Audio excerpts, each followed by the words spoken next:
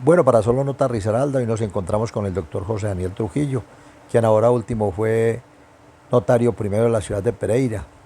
Fue periodista, es escritor, ha sido profesor universitario, consultor, funcionario público, ocupó cargos en el Seguro Social, secretario de Gobierno de Pereira, entre otros. Ha sido un miembro activo del Partido Conservador, fue representante a la Cámara, muy cercano a los dirigentes doctor Emiliano Izaza Henao, ya fallecido, y al doctor Jaime Escobar Vallejo. Y lo tenemos para que nos cuente cómo ha visto a Pereira en los últimos 20 años. Nelson, muchas gracias por su invitación, por estar aquí con su audiencia. Es que a Pereira hay que mirarla desde muchos aspectos. Esta es una ciudad pujante, creciente. Desde ya el año 50 mostraba una vitalidad, una macrocefalia urbana, diría yo, producto de que recoge la gente, es que la violencia van llegando de los distintos destinos de Colombia. Aquí encontraron refugio.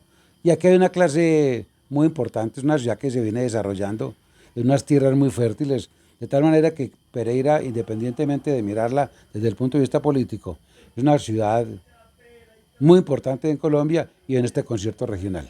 Es una ciudad pujante y que va a crecer mucho. ¿No cree usted que las nuevas generaciones acabaron con ese, hablando políticamente también, de ese civismo, de esa hermandad, de esa pujanza con sentido de pertenencia que se tenía por parte de estos dirigentes que muchos ya no están? Es que hacer civismo cuando se es pequeño y se son poquitos, digamos, es fácil porque la gente se agrupa, es concitar voluntades. Pero cuando la ciudad crece, no solamente urbanísticamente, sino poblacionalmente, y cuando la ciudad se convierte en una urbe de paso, porque hay municipios que son dormitorios, entonces nos volvemos muy cosmopolitas y ya nos duele muy poco la ciudad, los problemas cotidianos de una ciudad que tiene dificultades en el tráfico, en el aseo, en su urbanismo mismo. Entonces el civismo va quedando como relegado a un segundo plano y han ido desapareciendo esas instituciones y esos personajes que en un momento le dieron vida al civismo de Pereira. Hoy ya Pereira no es de los pereiranos, sino de boyacenses, de antioqueños, bueno, de la gente de Pasto, de muchas partes del país que ya convergen, que viven prácticamente en Pereira y que se han desarrollado de una manera desorganizada en la parte social, ¿no cree usted? Eso puede ser cierto, pero hay que mirarlo positivamente. Eso, no, es la pujanza y la vitalidad.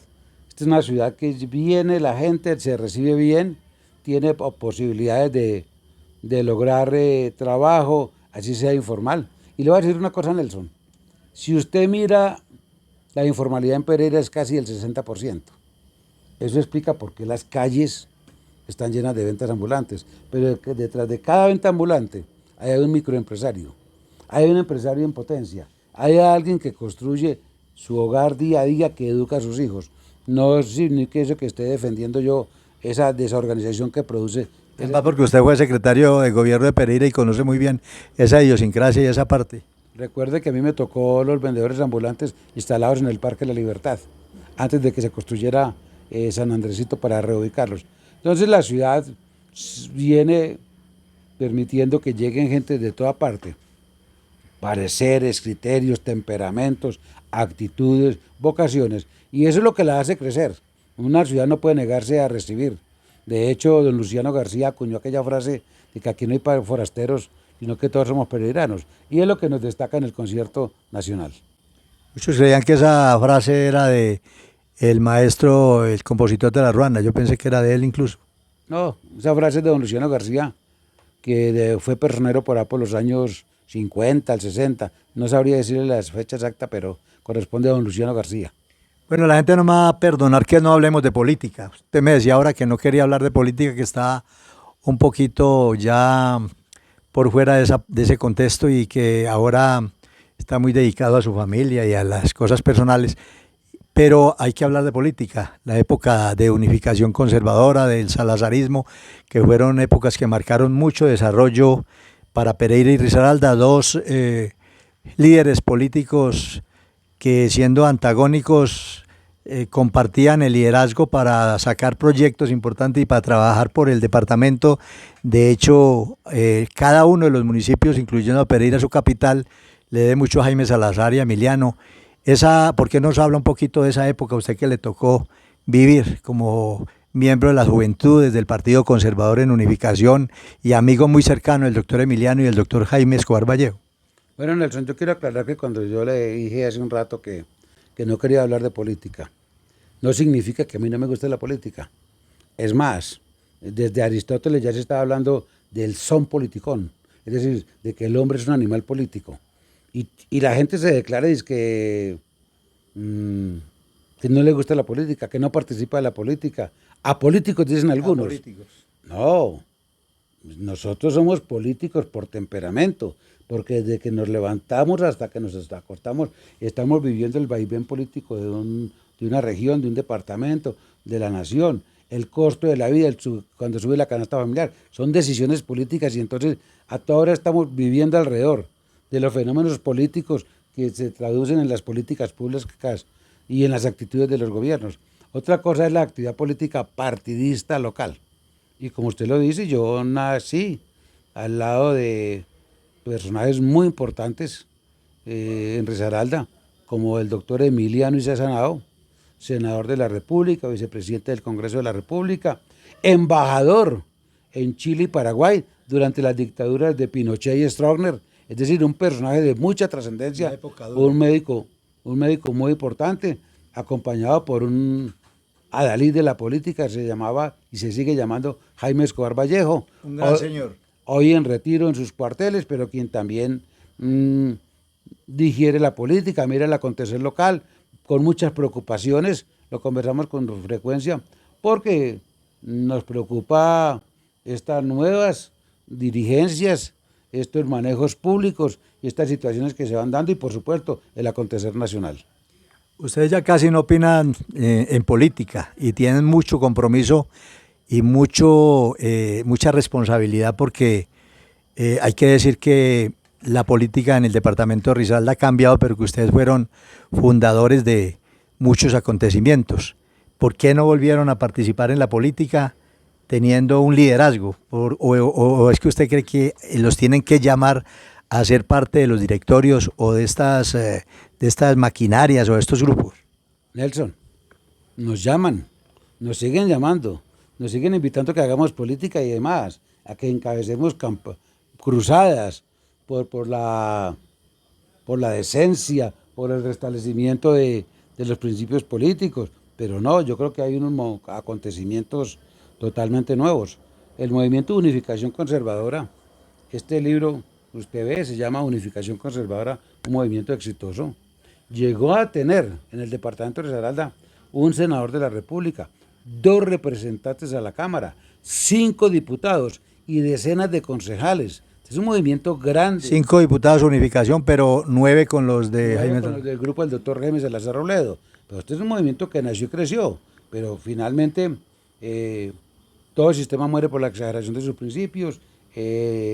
Las organizaciones sociales, como las organizaciones políticas, pues terminan en sus conflictos internos, sus dificultades.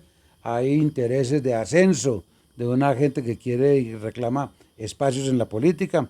Y entonces Unificación Conservadora llegó un momento en que no pudo resolver el nuevo modelo de hacer política, no en Risaralda, en Colombia. Nosotros hacemos parte, y lo digo con mucho orgullo, del grupo que defendía el doctor Álvaro Gómez Hurtado, o que seguía los postulados de Álvaro Gómez Hurtado, que tuvo el privilegio de presentar el proyecto de acto legislativo que terminó siendo la elección popular de alcaldes. Álvaro Gómez Hurtado es el ponente de ese acto legislativo antes de la... Para desligarlos de esas jefaturas que tenían los alcaldes, que eran los gobernadores. Para brindarles oportunidades electorales y democráticas no elegidos a dedo.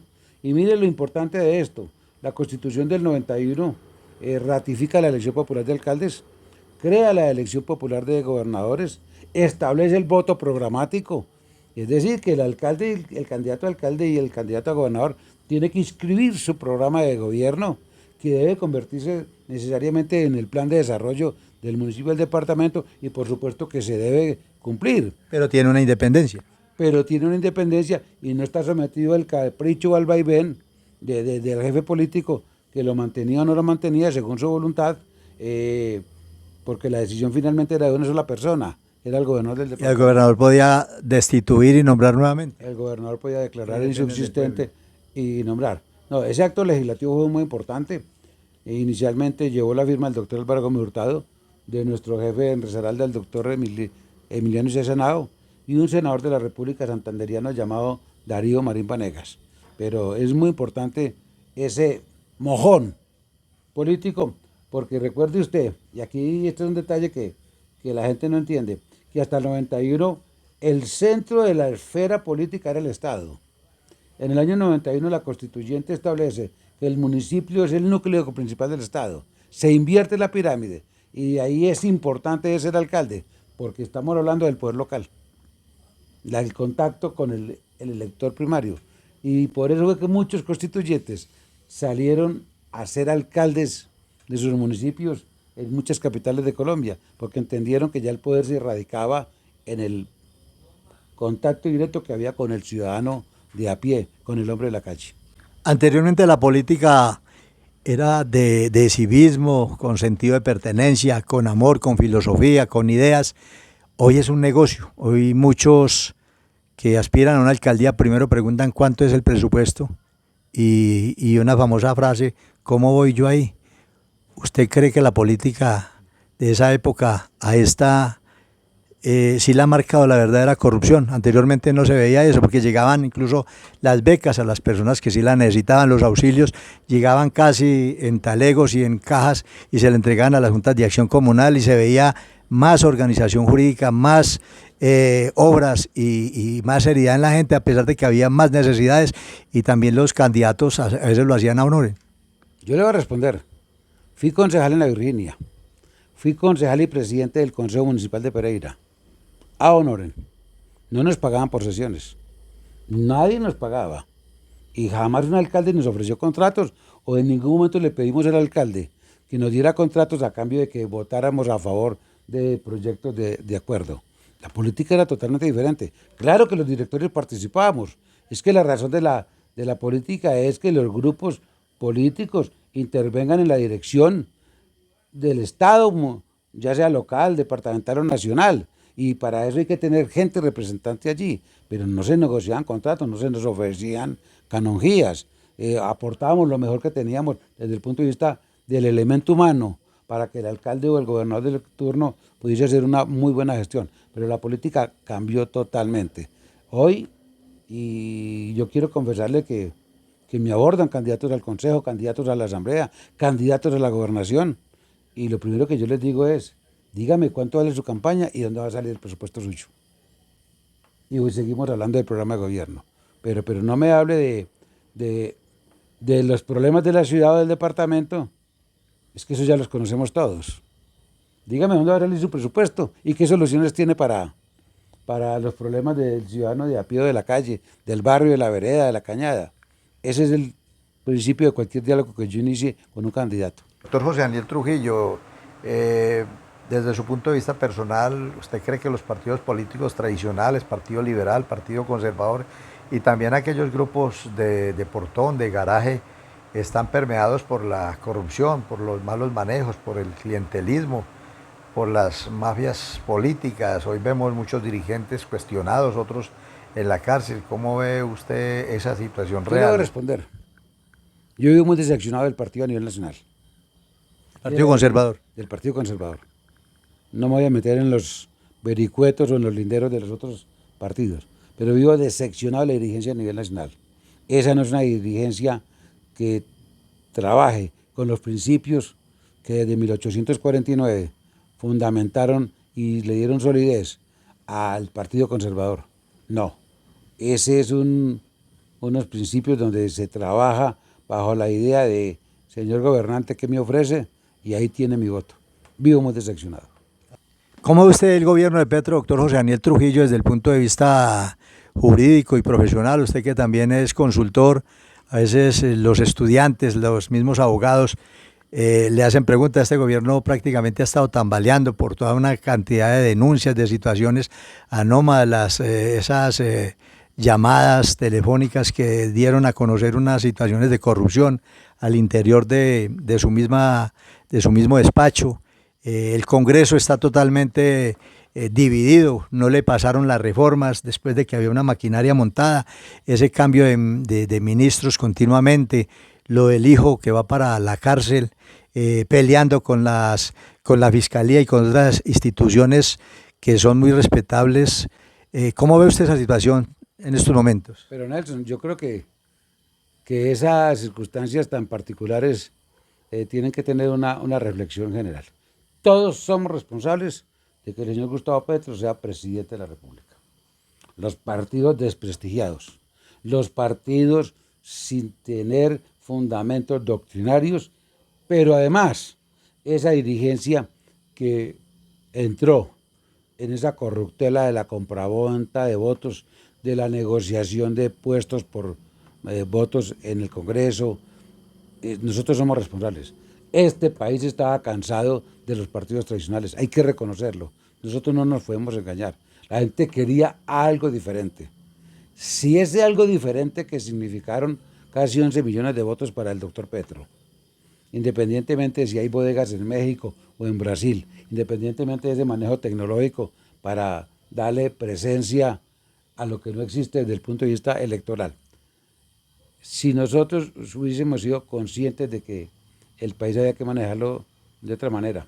Usted sabe que a mí me gusta viajar por las montañas de Colombia, que vivo permanentemente visitando los pueblos de Colombia. Este país es maravilloso. Hay vida por toda parte. La gente se levanta a trabajar. Hay construcciones nuevas, hay carreteras, hay puentes, hay escuelas. Y entonces dicen que el país se lo roban. Si no se lo robaran los políticos, los contratistas, ¿dónde estaríamos como país? Y yo mismo lo veo creciendo. Esto es impresionante, ese contraste. Y en primer lugar, el mea culpa por el mal servicio que le hemos prestado a los partidos tradicionales, a la democracia y al pueblo colombiano, al fallarles entre la coherencia que debe haber entre un fundamento ideológico y la praxis, la realización de una buena gestión de gobierno. Ahora, yo creo que el señor presidente, muy envalentonado, creyó que podía seguir en campaña, dividiendo la opinión colombiana, trastabillando cada minuto y dando muestras de debilidad. Un mal equipo de gobierno, incoherente, además inexperto. Y usted está viendo los resultados. No hay que mostrárselos a nadie. Eso no es que no, si sus propios enemigos son los que están haciéndole la campaña en contra. De manera que los partidos de oposición, yo lo diría, van en coche, porque el presidente no tiene con quién trabajar. Hay unos círculos muy cercanos que yo diría petrista. Lo que usted encuentra ahí para allá es gente decepcionada, gente que creyó en un proyecto político, liberales y conservadores, conozco a muchos. Claro, mucho. Conozco a muchos. Y gente que puedo afirmar porque me lo han dicho, que no me gusta fulano de tal, no me gusta fulano de tal, pero si me toca votar por él, votaré con tal de que no siga este gobierno.